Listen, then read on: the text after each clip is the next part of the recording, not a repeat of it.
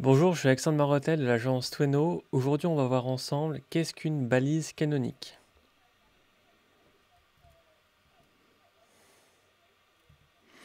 Du coup, on commence par une définition.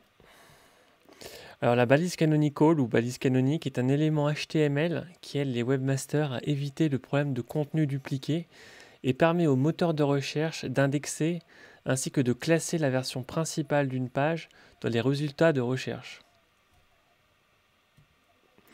Alors, on parle donc du coup d'URL canonique, mais il y a d'autres synonymes, hein, donc balise canonique, lien canonique, rel canonique, canonical URL, balise canonical, rel canonical aussi. Donc ça peut m'arriver durant cette présentation que j'utilise ces différents termes. Alors concrètement, d'un point de vue du code, donc c'est une partie de code, hein, qu'on va retrouver notamment dans la partie header ou head d'une page web. Et donc vous voyez au niveau de à quoi ça ressemble, c'est vraiment, il y a donc, on va retrouver link rel, ensuite entre guillemets du coup ici donc link rel, ensuite la canonical, ensuite href et bien la page concernée en fait. Donc au niveau de la syntaxe, hein, c'est ce que j'indiquais à l'instant. Donc du coup le rel ici, donc le ring rel, c'est vraiment pour rel, c'est pour la relation au final entre les différents éléments. Et ensuite là avec le href, on va mettre du coup le point d'arrivée du lien. Donc c'est vraiment cette URL là qui va être présente. Alors comment les pages en double ou similaires sont gérées par Google? Alors bien évidemment, ce qui est intéressant, c'est pendant quelques secondes, essayer de se mettre un peu dans la situation de Google. Lorsqu'il y a des pages dupliquées, finalement, il peut y en avoir beaucoup, parfois sur certains sites. Comment faire pour le moteur de recherche afin de déterminer finalement quelle est la page qui est vraiment importante?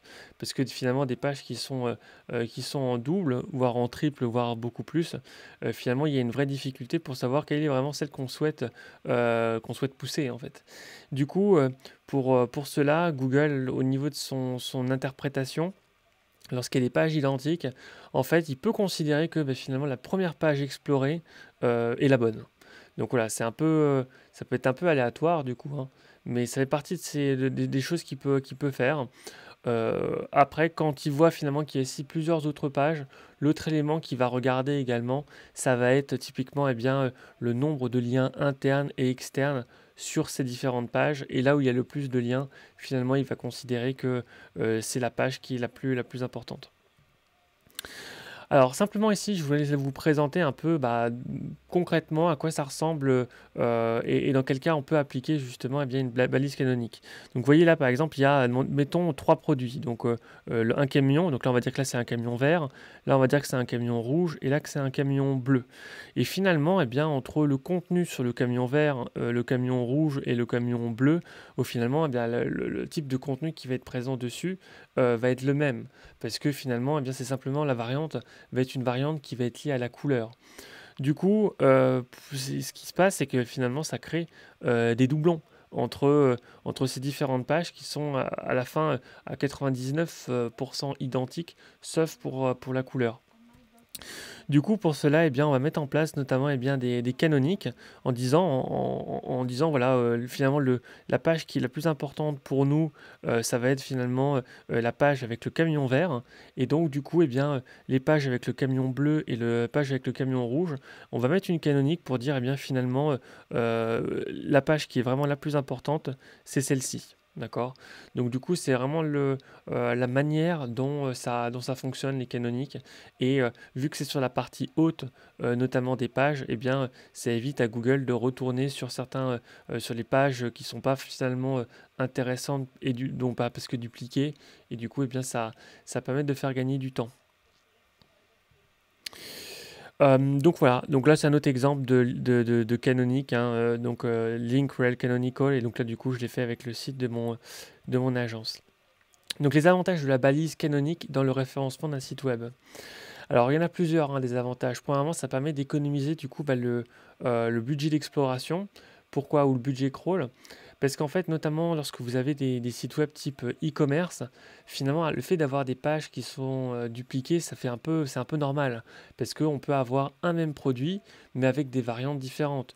Soit des variantes en question de taille, en fonction de les couleurs. Bref, il y a beaucoup d'éléments qui peuvent être liés à de la variation. Et du coup, finalement, si Google, pour, admettons, un produit, si jamais vous avez 10 variantes, mais ça voudrait dire que potentiellement Google devrait aller regarder les 10 variantes, donc les 10 pages potentiellement différentes. Alors que finalement, c'est des mêmes pages en fait, c'est simplement les critères qui vont être amenés à varier. Et du coup, eh bien, en mettant en place les canoniques, on dit simplement à Google, ok, bah, il suffit que tu ailles sur cette page-là, parce que c'est celle-ci qui est vraiment la plus importante. Donc du coup, s'il y a 10 variantes, eh bien, il y a 9 pages qui vont pointer sur la page principale, disons. Ensuite, ça permet une allocation également du jus. Effectivement, par exemple, là, pour reprendre cet exemple là, des 10 pages, si par exemple vous avez des backlinks qui vont aller sur finalement sur 8 pages différentes, bah, du coup, voilà, au niveau du jus, c'est un peu moins important. Alors que justement, en mettant en place une canonique, finalement, on va dire, voilà, bah, la page principale, c'est vraiment celle-ci. Et du coup, on va consolider l'ensemble du jus au sein d'une même page et du coup ça va nous permettre notamment de gagner en visibilité notamment dans Google en fait. Donc voilà, bah, c'est un peu ce que je viens de dire justement à l'instant, hein, c'est que ça assure le classement des URL pertinentes pour les requêtes. Donc du coup plutôt que de mettre des variations qui sont potentiellement inutiles hein, pour le moteur de recherche et pour les utilisateurs, et bien du coup on va pousser une page à proprement parler et donc ça évite d'avoir par exemple sur les 10 pages du même produit, eh bien 10 pages du même produit qui soient affichées, et bien une seule page en fait avec qui va regrouper l'ensemble de l'autorité. Donc voilà, ça revient un peu à ce que je disais tout à l'heure également. Donc ça fait effectivement les balises canoniques, ça facilite la tâche de Google sur les grands sites. Donc les grands sites, c'est typiquement par exemple les sites de e-commerce où il peut y avoir énormément de contenu. Et du coup, eh bien, le fait de mettre en place des canoniques, c'est quelque chose d'extrêmement efficace et d'extrêmement important pour le moteur de recherche. Donc ça, c'est ce que je disais aussi en introduction, hein, le gros enjeu en fait hein, des canoniques, c'est vraiment de faire en sorte d'éviter absolument eh bien, qu'on ait du dupliqué en fait. Donc ça permet, alors, le dupliqué existe, mais on économise des ressources auprès du moteur de recherche, et donc du coup voilà, ça, c'est quelque chose de positif. Alors, quelles sont alors, la différence entre un canonical URL et une redirection 301? Alors, effectivement, parfois, c'est des concepts qui peuvent être un peu mélangés. Donc là, c'est pour ça que j'ai fait une petite section là-dessus. Mais que là, vous voyez, donc les redirections 301, c'est vraiment en fait une question d'utilisateur, hein, donc d'expérience utilisateur. Là, vous avez donc une ancienne page et une nouvelle page. Lorsque vous faites une 301, finalement, eh bien, vous allez, lorsque les gens vont cliquer et arriver sur l'ancienne page, eh bien, automatiquement, ils vont être redirigés vers du coup la nouvelle page. Donc du coup, celle-ci, donc l'ancienne page, ils ne la verront au final, ils la verront pas en fait. Alors que avec la canonique, en fait, c'est pas tant une question d'expérience utilisateur où on va changer de page, c'est vraiment une question ça n'affecte pas en fait, ça va affecter le robot d'exploration. Alors que dans le cas de la 301, ça affecte l'expérience utilisateur. Ensuite, alors les bonnes pratiques à prendre en compte lors de la canonisation d'une URL. Alors, première chose à dire, effectivement, pensez à utiliser notamment les URL absolus. Donc, vous mettez l'ensemble des informations, le domaine, etc., sous-domaine. Là, vous voyez, donc ça, c'est une URL absolue. Contrairement à ça, vous voyez ici, donc là, il n'y a pas le HTTPS, il n'y a pas le domaine, etc. Du coup, voilà, c'est pas forcément recommandé. L'URL absolue est bien plus efficace, en fait. Ensuite, placez le canonical URL dans la section aide de votre page. Effectivement, ça c'est quelque chose qui est important. Si jamais vous mettez ça dans la partie notamment basse, à savoir le body, ça peut faire planter en fait votre site. Ça peut également pas être considéré en fait. Donc du coup, voilà, il faut vraiment que ça soit sur la partie haute en fait. Ensuite, donc référencer uniquement les pages qui sont indexables. Incluez uniquement la version préférée dans le plan de site XML. Effectivement, si vous avez des pages finalement sur lesquelles vous allez faire des canoniques et en fait elles ne sont pas présentes notamment sur la sitemap XML, ça sera compliqué en fait pour Google de les trouver. Donc l'objectif c'est vraiment sur les 10 produits que vous aviez tout à l'heure, 10 pages produits, et bien que ça soit la page principale qui soit finalement présente dans la sitemap, hein, dans la sitemap. C'est ce que j'indique ici, hein, l'URL préférée de cette page dans le plan du site. Alors, utilisez également une balise canonique unique par page. Effectivement, ça peut faire partie des mauvaises pratiques, le fait de mettre, je sais pas moi, 3-4 canoniques dans le header. Au final, bon, c'est une mauvaise pratique et ça fonctionnera pas forcément correctement. Du coup, à éviter. Il faut vraiment, en fait, la philosophie derrière les canoniques, c'est se dire que il y a vraiment une page que vous souhaitez pousser, différentes variantes de produits, et ces différentes variantes de produits vont tendre justement vers cette page-là, en fait. Et toutes les variantes vont pointer vers la même page, c'est ça que je veux dire. Ensuite, utilisez la bonne version du domaine HTTPS versus HTTP. Effectivement, alors parfois quand on a notamment des problématiques de migration, on veut faire passer son site vers HTTP, vers HTTPS, et parfois les canoniques peuvent passer un peu à la trappe, et du coup, c'est important de vérifier également que ça a été bien fait correctement aussi. Parce que si jamais sur vos canoniques, finalement, vous faites référence à une page HTTP qui du coup n'existe plus, ça pose problème. Donc ensuite, utilisez des URL en minuscules. Alors ensuite, mauvaise pratique ou erreur courante à éviter lors de l'utilisation de balises canoniques. Alors voilà, ça c'est bon. Ce qu'il y a derrière ce point-là, donc ne pas comprendre que les balises canoniques existent dans un seul but. Donc c'est vraiment dans une idée de contenu dupliqué.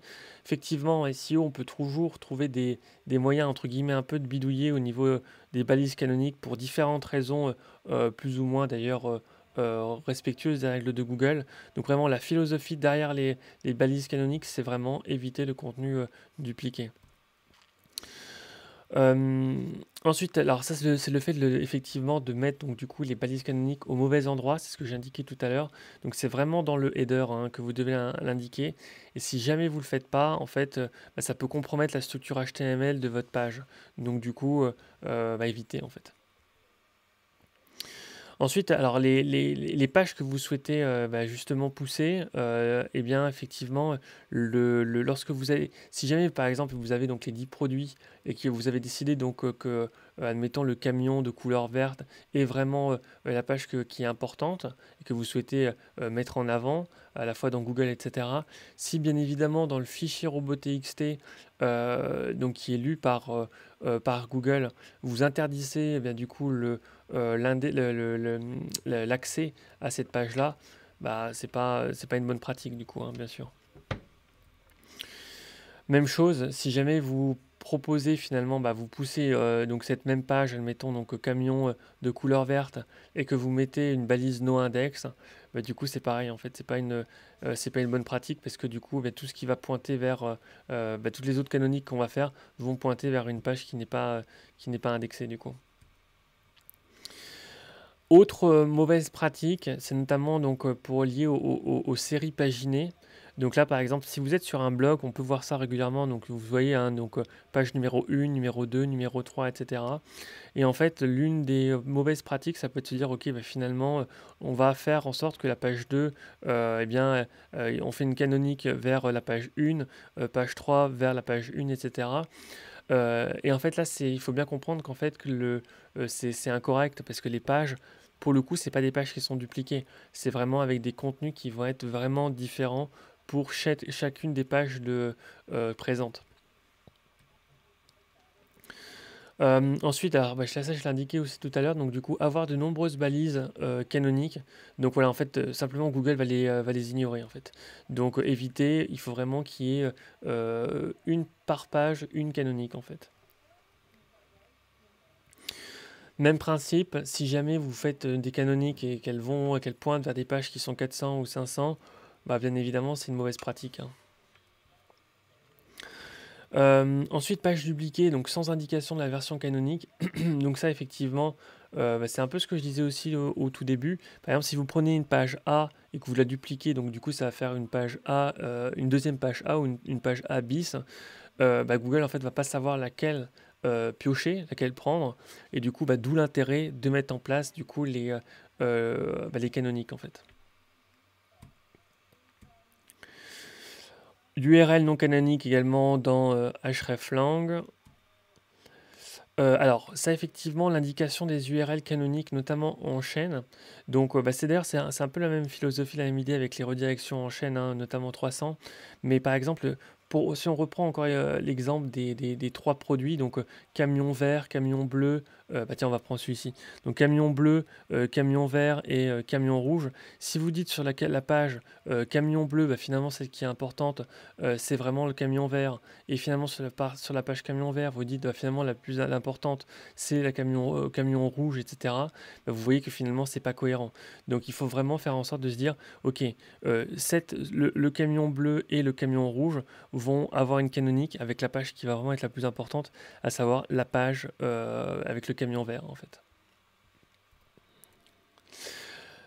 Alors également, il peut y avoir des boucles d'URL canoniques, donc sur le même principe, hein. Là, vous avez, admettons, donc la page avec le camion vert, pas le camion rouge, ensuite le camion bleu. Si vous dites vous faites une canonique sur la page du camion rouge pour dire, bah, finalement, la principale c'est le camion bleu et que finalement, quand on va sur le camion bleu, vous dites, bah, finalement, le principal c'est le camion rouge. Vous voyez bien également que là, il y a un manque de cohérence par rapport à ça, en fait. Euh, Ensuite, effectivement, donc au niveau notamment du plan de site, ça c'est ce que j'indiquais tout à l'heure également, pensez à bien indiquer justement bah, les pages, bah, les URL qui vont être les plus importantes dessus, et celles qui sont non canoniques, et bien du coup bah, ne pas les exclure en fait. Problème HTTPS, ça effectivement, donc c'est le point qui est récurrent lorsqu'on fait une migration, parce que justement, eh bien, au sein des pages, eh bien, il va falloir refaire ce travail, surtout si c'était justement des URL qui étaient en absolute. Du coup, il va falloir changer les canoniques pour passer de HTTP vers HTTPS. Alors, comment auditer les balises canoniques sur un site web? Alors, premièrement, je vais vous montrer la méthode entre guillemets manuelle. Donc, du coup, hein, vous allez vous rendre sur le site. Donc, par exemple, là, vous voyez le site de Tweno. Vous pouvez soit faire CTRL U, soit sinon, moi, j'ai l'habitude de faire clic droit, inspecter. Et en fait, vous allez notamment avoir bien accès notamment au code, hein, de la page. Et ensuite, vous allez simplement faire CTRL F et chercher. Donc, vous tapez Canonical. Et en fait, en faisant ça, eh bien, vous allez pouvoir justement trouver, là, vous voyez, là, c'est donc du coup dans le head, eh bien, vous allez réussir à trouver du coup l'inkrel et donc le canonical qui va être ici. Donc voilà, ça c'est la première, méthode. Si vous voulez essayer d'automatiser ça, alors ça là, ce que je vous ai montré, c'est bien lorsque vous voulez faire une petite vérification rapide, disons, hein. Mais forcément, quand on a des sites qui sont un peu plus gros, et bien du coup, il faut avoir des méthodes un peu plus automatisées, disons.